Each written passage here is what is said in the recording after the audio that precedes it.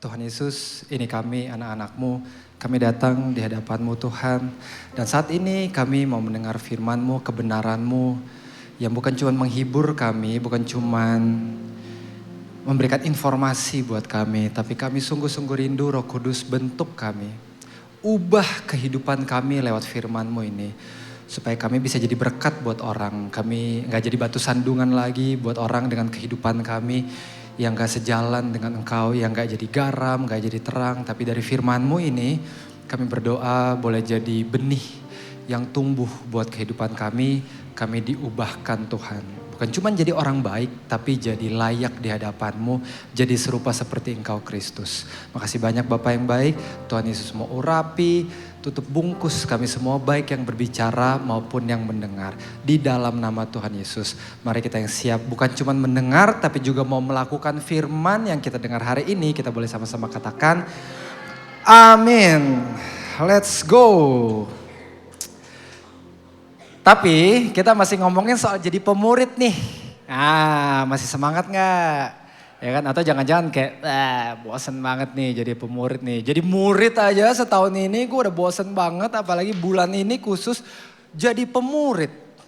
Susah tahu, gak mungkin tahu, males. Itu kayaknya tugas pendeta aja deh.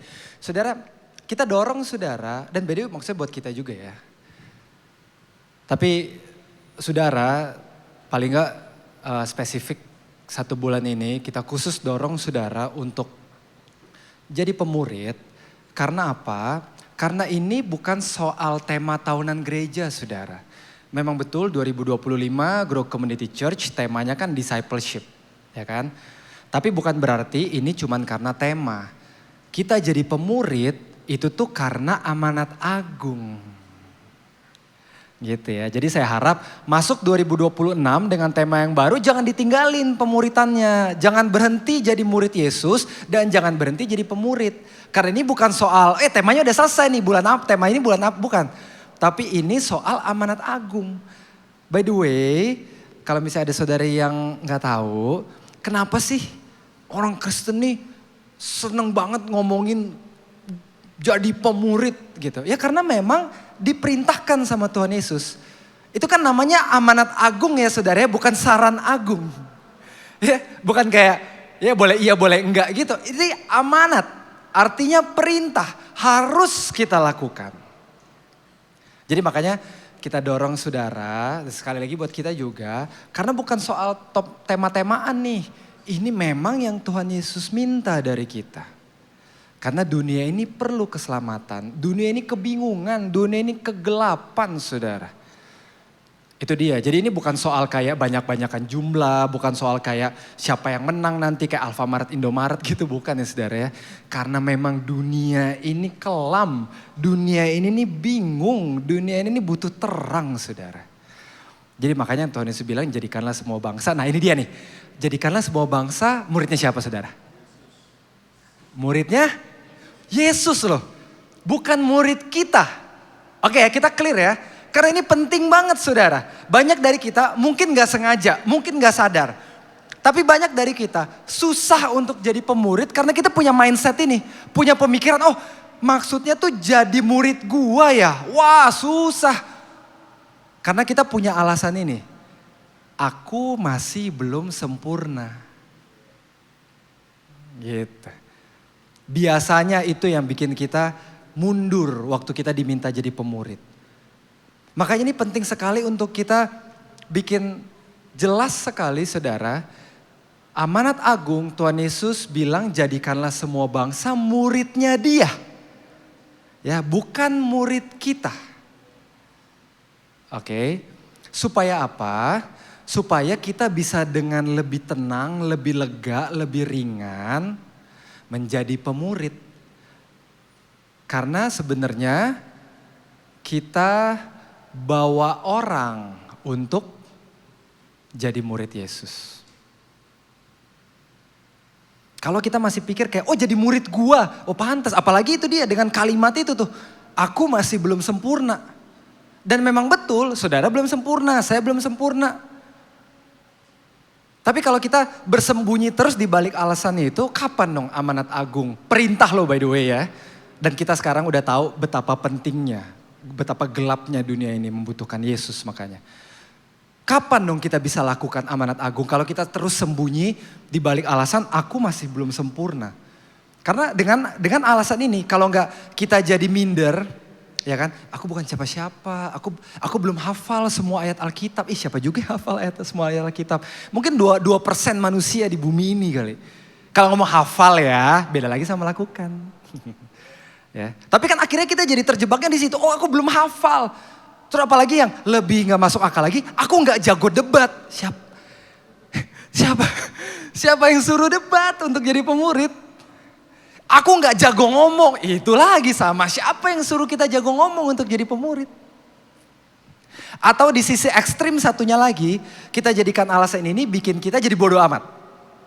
Kenapa? Karena kita mikirnya gini, gua gak sempurna, dia gak sempurna, pendeta-pendeta juga gak sempurna, katanya gereja juga gak sempurna, nggak ada yang sempurna, udahlah ngapain juga gue pusing sama dia, udahlah selamat-selamat sendiri aja, kita ngurusin hidup sendiri-sendiri aja. Nah gitu tuh, karena kita punya pemikiran itu, aku masih belum sempurna.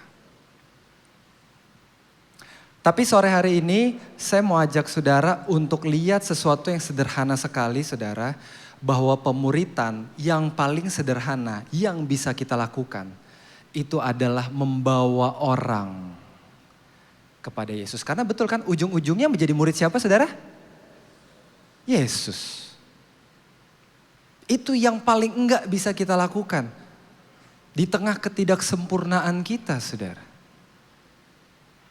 Dan gak perlu lagi kita kayak minder, takut. Karena sebenarnya ternyata sesederhana itu tugas kita. Tahun 91 Michael Jackson, ada yang masih ingat Michael Jackson? Om tante, habis Taylor Swift doang sih anak-anak sekarang. Gen Z tuh tahu Michael Jackson gak sih? Tahu gak sih? Atau gak terlalu tahu? Tahu ya? Oke. Saya mau bilang puji Tuhan, buat apa juga puji Tuhan? Maksudnya kayak oke, good. Gitu.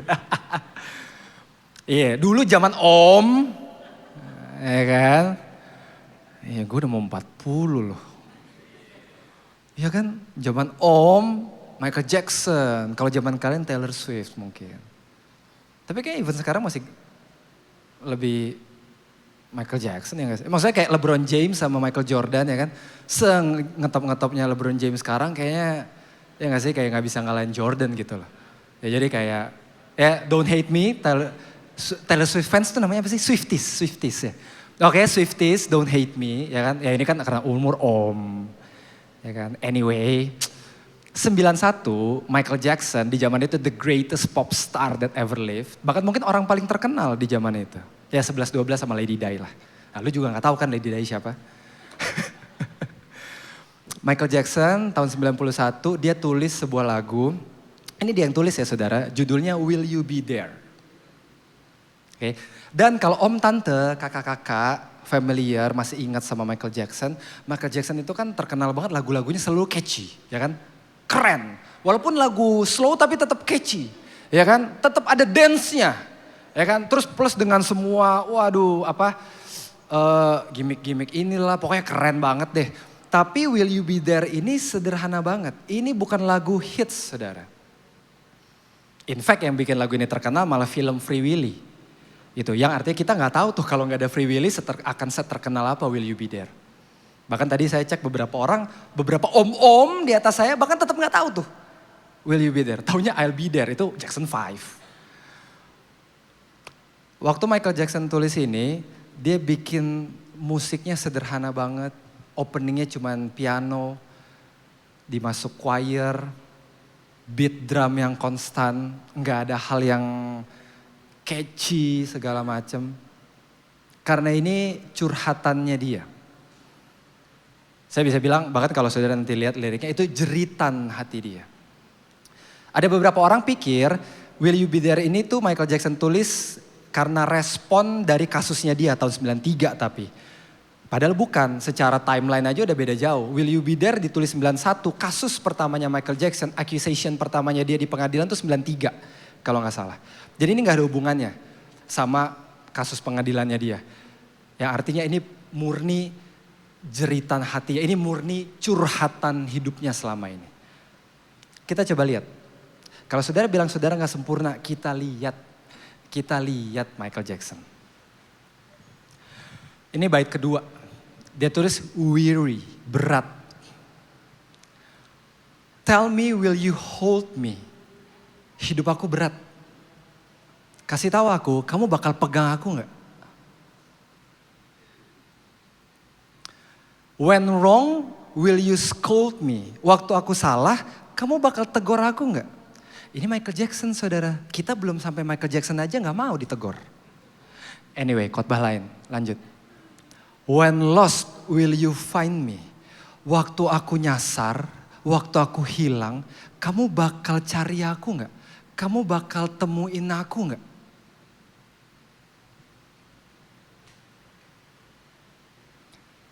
Dan saudara pikir orang lain hidupnya baik-baik aja. Jangan keder saudara sama kesuksesan orang. Karena kita gak pernah tahu apa jeritan hati mereka. Kita gak pernah tahu rahasia-rahasia yang mereka pendam di balik kesuksesan mereka. Kita gak pernah tahu kompensasi yang mereka lakukan supaya mereka bisa tetap waras di atas kesuksesan mereka. Di sini kan banyak banget anak-anak muda, ya, saran Om. Pikir 2 kali kalau mau jadi ngetop banget. Ini Michael Jackson loh. Dan saudara bilang, aku belum sempurna. Lihat, kurang hebat apa lagi Michael Jackson. Kurang ngetop apa lagi, kurang kaya apa lagi. Tetap juga punya masalah yang sama. Bahkan beberapa dari saudara baca ini, mendingan hidup gue ya ternyata. Iya gak? Iya gak? Belum tentu loh makanya. Kita dengan gampangnya judge orang dari luar, baik negatif maupun overly positif ya. Cuman gara-gara dia pakai barang branded dari kepala sampai kaki, kita pikir she's fine. We never know. Bisa jadi justru brand-brand yang nempel sama badan dia itu adalah cover di balik jeritan hatinya dia ini. Gitu kan? Bisa kan? Makanya saya bilang ini bukan cuma laku Michael Jackson aja. Menurut saya ini jeritan hati umat manusia saudara. Yang artinya bisa jadi manajer kamu di kantor bisa juga punya jeritan hati ini. Temen arisan kamu bisa juga punya jeritan hati ini. Ya yang kamu ketemu di reclub itu tuh bisa juga tuh punya jeritan hati ini. Tapi kita gak pernah tahu aja. Lanjut bridge-nya. Ini sebelum referen lagu Will You Be There itu. Ini sebelum Love on Top-nya Beyonce kan overtune 3 kali. Lagu ini udah overtune 3 kali duluan. Nanti coba deh cek. Ini sebelum refrainnya dia tulis ini. Everyone's taking control of me. Nah saudara bayangin. Seorang yang terkenal banget dia rasa hidupnya dikontrol. Seems that the world's got a role for me. Intinya gampangnya dia bilang, gue gak bisa tentuin hidup gue sendiri. Kayaknya orang dunia tuh udah atur hidup gue. Emang enak tuh kayak gitu. Kasian saudara. Tapi kita gak pernah tahu, kita cuma judge dari penampilan luarnya, kita cuma judge dari kesuksesannya. Kita gak pernah tahu jeritan hati orang. I'm so confused dia bilang. Aku bingung. Nih saudara perhatikan, will you show it to me? Aku bingung, tolong tunjukin. Tunjukin apa? 2 baris terakhir. Tolong tunjukin, kamu bakal ada gak buat aku? Dan baris yang terakhir, dan kamu cukup peduli gak buat angkat aku? Dia tulis ini bukan untuk kritik gereja, tapi kita sebagai orang gereja yang duduk nyaman banget di gereja di mall paling keren seluruh jagat Indonesia ini. Ya kan? Ini kan the coolest mall in Indonesia gitu. Kita dengan semua kenyamanan kita bisa jadi ini kritik buat kita. Waktu ada orang-orang yang membutuhkan di luar sana. Waktu ada orang-orang yang sesukses apapun dia ternyata dia rasa kosong, dia rasa hilang. Dia perlu ditolong dan ini blur, dia gak tahu ngomong sama siapa. Kita tahu kebenaran, kita tahu terang, tapi kita cuman enak aja di tempat ini. Kita cuman enak aja, saya cuman enak aja kasihkan khotbah.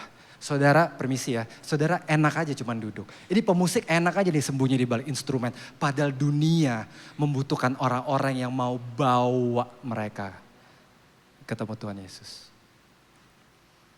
Emang cukup pastor bawa orang? Kenapa? Emang bukannya harus tahu-tahu ayat? Saya juga mau make it clear ya saudara ya. Bukan berarti saudara gak perlu hafal ayat Alkitab. Ya, bukan berarti oh yes, Pastor Tino udah bilang gitu, gua nggak perlu tahu apa-apa, yang penting gua bukan. Tapi poin saya adalah kalau saudara rasa minder, saudara rasa nggak bisa apa-apa, saudara rasa belum layak, saudara rasa belum sempurna. Ternyata saudara tetap bisa jadi pemurid. Gimana caranya? Kita baca Markus 2.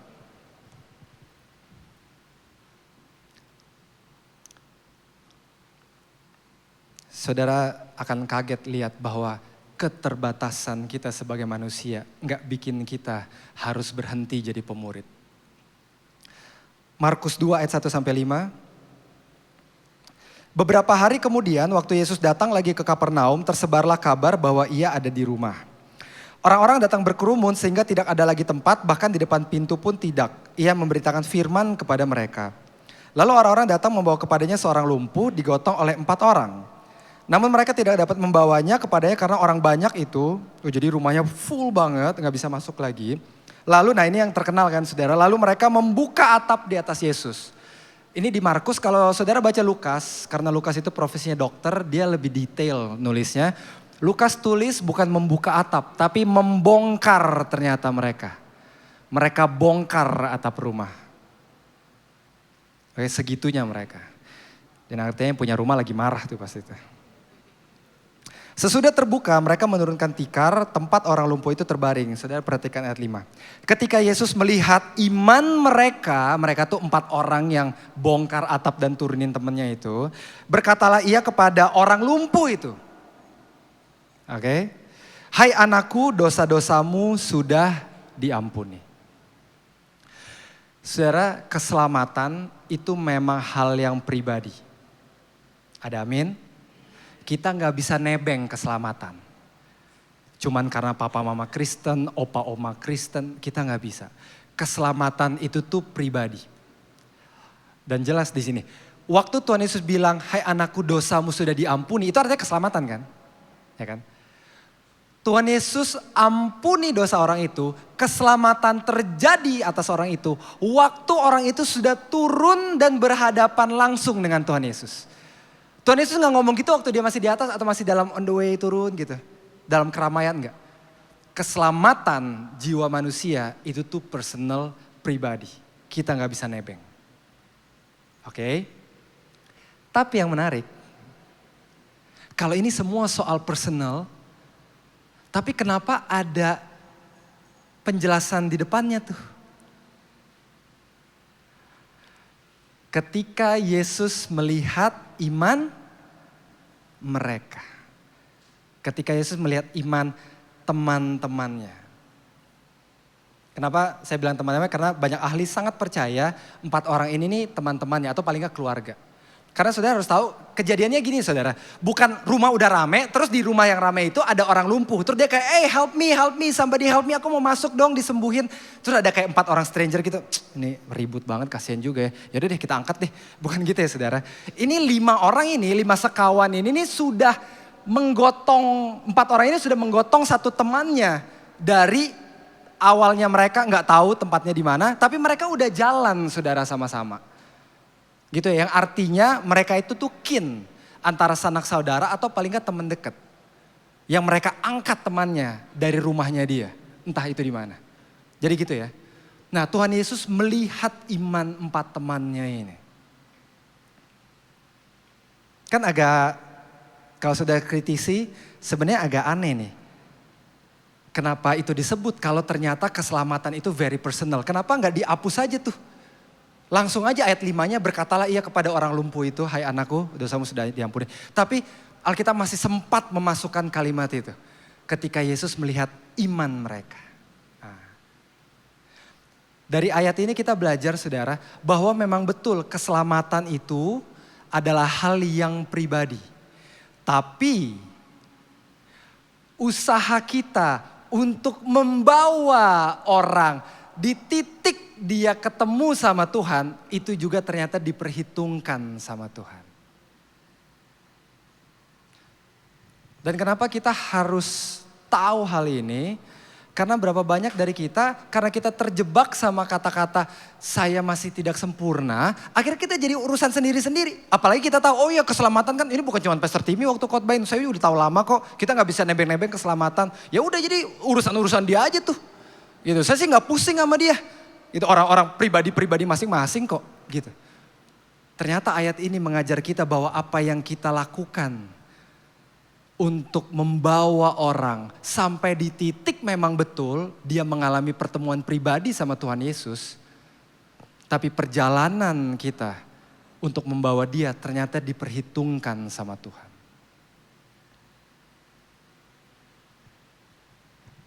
Dan ini yang bisa kita lakukan paling minim saudara. Sebagai pemurid. Kok sebagai pemurid dia kan gak khotbah apa-apa. That's my point saudara. Jangan lupa amanat agung kita balik lagi. Jadikan semua bangsa muridnya siapa? Muridnya siapa? Kalau ternyata semua itu murid Yesus, berarti tugas kita apa? Gitu kan? Gitu kan? Yang paling minim. Tugas kita apa? Tugas kita ya bawa orang sampai orang itu jadi murid Yesus. Betul gitu kan? Dan selama ini kita sibuk dan kita mulai takut overthinking. Oh jadi pemurid gue harus. Bukan berarti sekali lagi gak hafal ayat Alkitab saudara. Bukan berarti gak perlu baca ayat Alkitab. Tapi ini saya bilang buat saudara yang merasa kurang, merasa gak sempurna. Dan akhirnya itu bikin saudara gak mau jadi pemurid. Padahal ternyata kita bisa lakukan sesuatu. Kita bisa bawa mereka berhadapan sama Tuhan Yesus. Gimana prakteknya nanti? Tapi sebelumnya saya pengen saudara lihat gambar ini. Saya percaya saudara semua tahu banget tentang cerita ini. Karena terkenal banget apalagi adegan yang epic banget waktu 4 orang ini bongkar atap gitu ya. Tapi saya mau ajak mundur agak jauh saudara. Ke momen dimana 4 teman ini gotong orang lumpuh ini. Perjalanan dari rumah sampai ketemu Tuhan Yesus. Kenapa ini penting? Karena ini kan kejadian betulan ya, ini kan manusia. Orang lumpuh ini kan gak diangkat sama malaikat saudara, betul gak? Betul ya? Saya sangat-sangat percaya 4 orang ini juga punya masalah dalam hidup mereka secara pribadi. Saudara pernah bayangin itu? Mereka juga pasti ada masalah, mungkin ada yang masalah keuangan, ada yang masalah karir, ada yang mungkin masalah keluarga. Mereka juga bisa, sangat bisa punya masalah karena manusia kan begitu saudara. Dan kenapa ini penting? Karena kalau mau jujur berapa banyak dari kita waktu dengar pemuritan atau paling enggak hari ini udah kita tone down, bukan ngomongin pemuritan deh, bawa orang mengenal Kristus. Kita langsung ngomong gini, bawa orang, hidup gue aja masih susah. Iya apa iya? Jadi pemurid gue aja masih miskin, ya ampun apa hubungannya? Gak ada hubungannya saudara. Tapi itu jadi alasan kita. Karena kita pikir kayak enak aja, gue aja masih punya masalah, gue harus ngurusin orang lagi. Saudara-saudara lihat 4 orang ini dengan segala kesederhanaan mereka. Dengan segala ketidaktahuan mereka. Dengan segala kekurangan mereka. Tapi ternyata mereka bisa tetap melakukan sesuatu. Mereka punya kaki, mereka bisa jalan, mereka bisa gotong teman mereka yang lumpuh.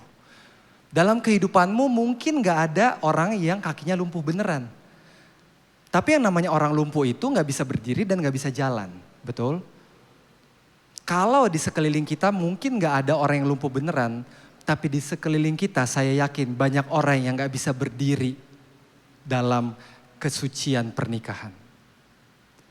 Banyak teman-temanmu, kerabatmu yang gak bisa berjalan dalam kebenaran.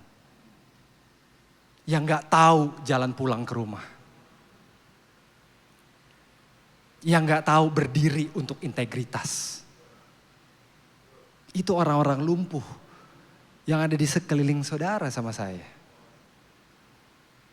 Dan itu dia hal paling minim kalau saudara ngerti ayat, jago debat, oke, puji Tuhan. Tapi kalau saudara bilang aku gak bisa apa-apa pastor, aku gak ngerti-ngerti amat, aku juga masih Kristen baru misalnya gitu. Saudara tetap bisa lakukan sesuatu. Apa yang bisa saudara lakukan? Bawa mereka. Memang betul saudara belum sempurna. Dan gak apa-apa juga kalau saudara bilang, aku masih belum sempurna. Tapi jangan dikasih titik kalimatnya saudara. Kasih koma, lanjutin. Aku memang masih belum sempurna, tapi aku bisa jalan sama dia.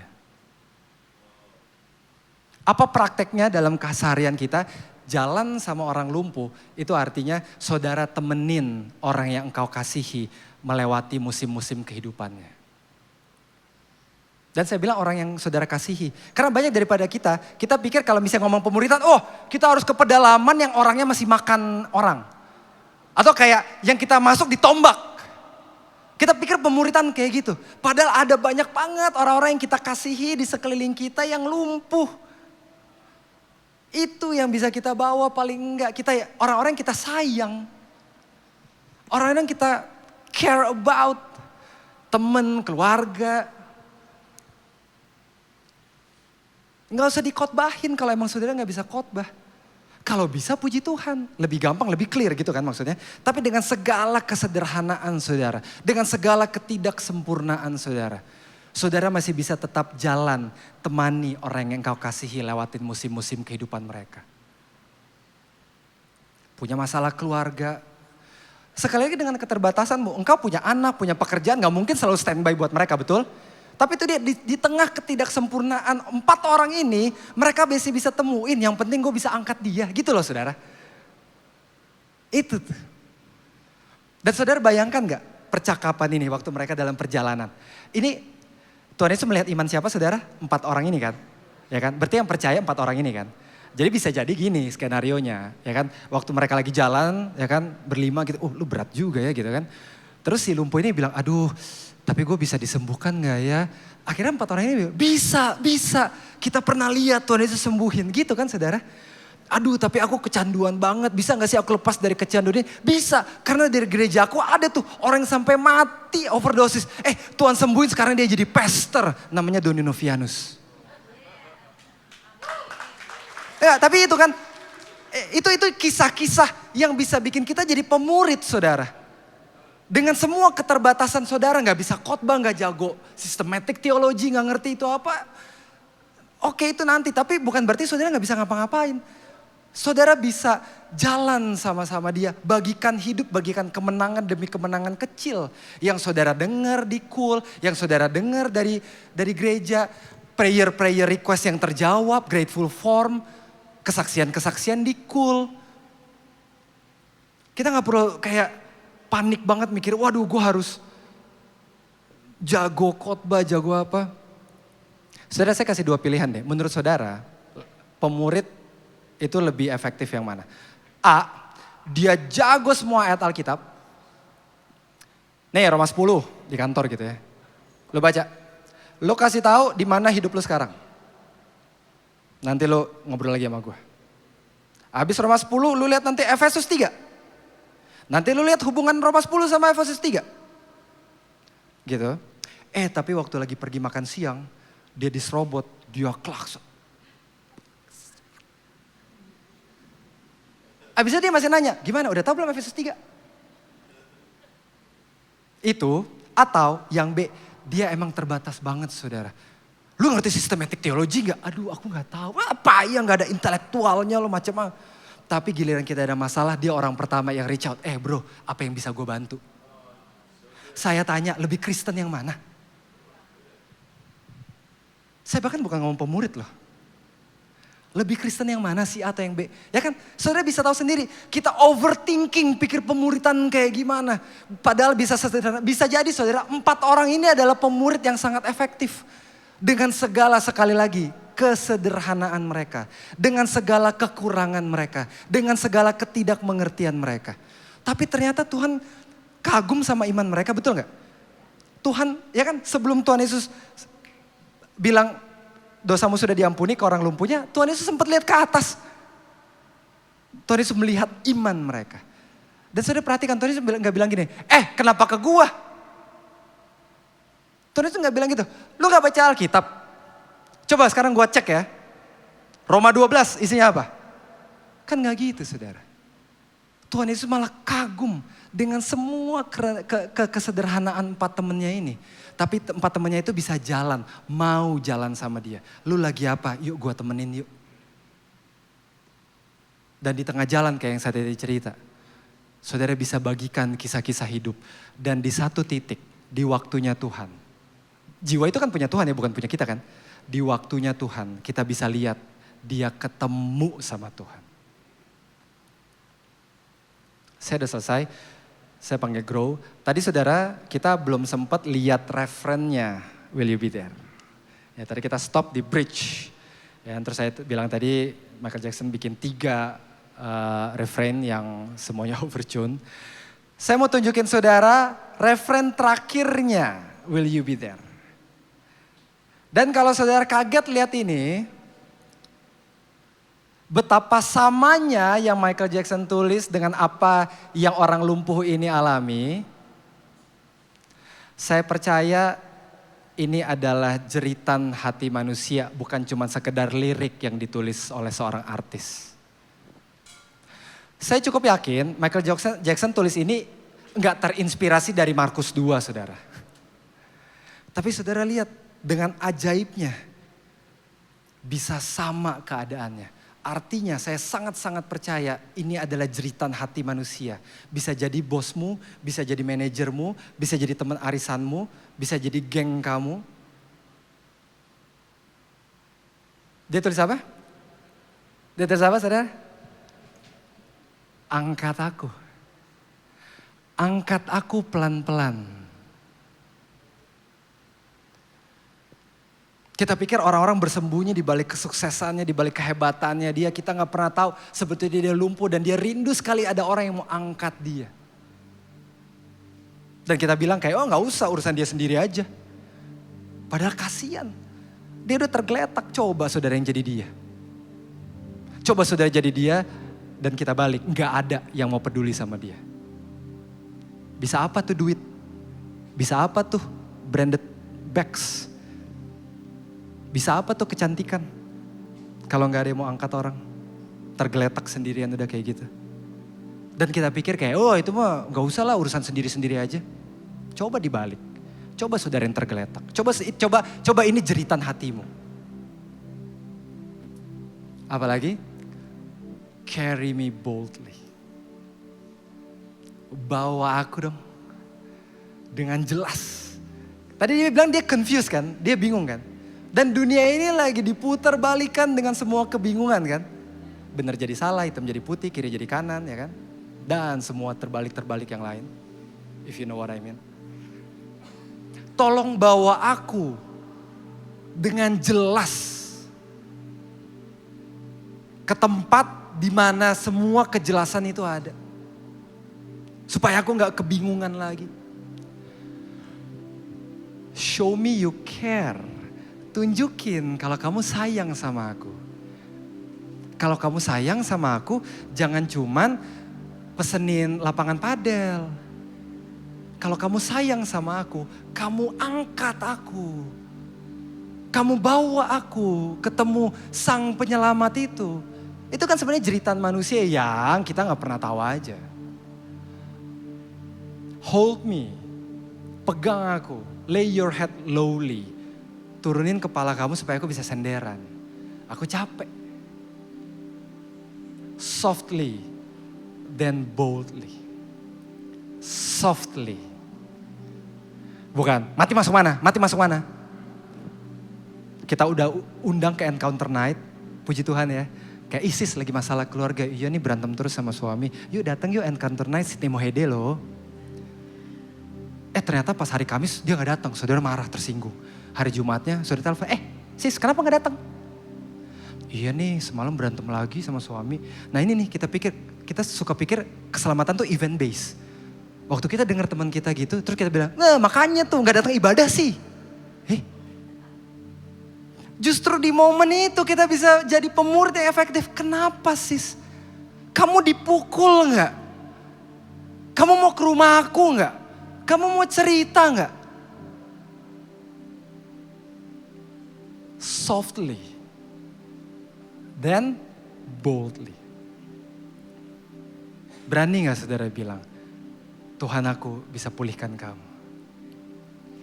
Bukti bahwa Tuhan bisa pulihkan adalah saudara ada di tempat ini. Minggu malam parkiran rame banget. Saudara tetap datang ke tempat ini karena Yesus lakukan sesuatu dalam hidupmu. Kenapa malu, kenapa takut ngomongnya itu? Atau mungkin kita pikir kita kalau mau memuridkan harus dengan kata-kata mutiara, quote-quote yang bisa di-post di Instastory. Padahal hanya sesederhana, apa kabar? Apa yang bisa aku bantu? Kamu gak apa-apa.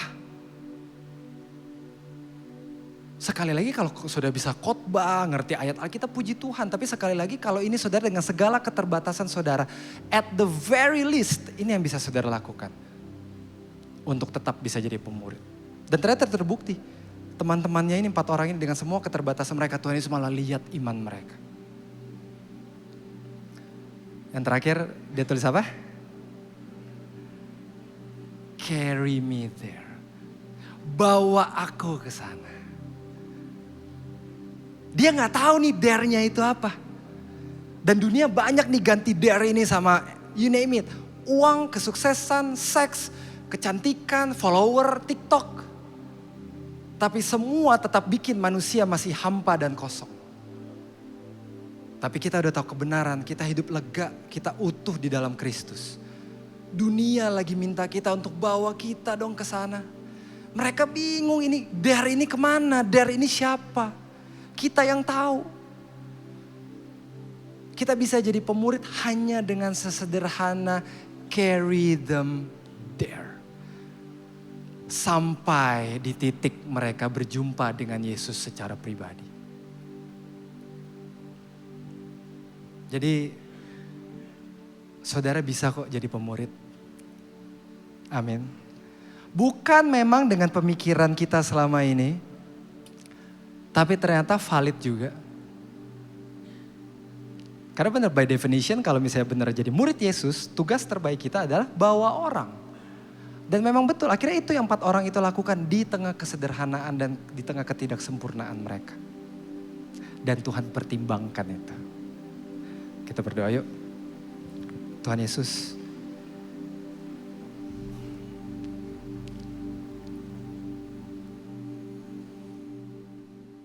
Di tengah dunia yang gelap sekali ini, penuh kebingungan, Tuhan udah suruh kami. Tuhan sudah amanatkan kami untuk jadikan semua bangsa murid-Mu. Supaya mereka ketemu terang, mereka gak terantuk batu dan jatuh. Hidup mereka penuh. Karena mereka bertemu dengan Sang Pencipta mereka. Dengan segala ketidaksempurnaan kami. Dengan segala ketidaktahuan kami. Paling gak Roh Kudus boleh bangkitkan kami malam hari ini. Untuk kami mau melangkah. Paling enggak menemani perjalanan orang-orang yang kami kasihi melewati musim-musim kehidupan mereka. Kami bisa bercerita, mereka boleh lihat keberhasilan demi keberhasilan kecil, mereka boleh lihat kesetiaan kami, mereka boleh merasakan kasih Kristus seperti yang ada dalam komunitas Kristiani. Dan pada akhirnya di waktu-Mu Tuhan, dalam iman, sama seperti kami beriman membongkar atap rumah. Dengan iman kami bisa lihat orang-orang yang kami kasihi, yang kami temani, tanpa harus kami khotbahi kalau memang kami gak sanggup.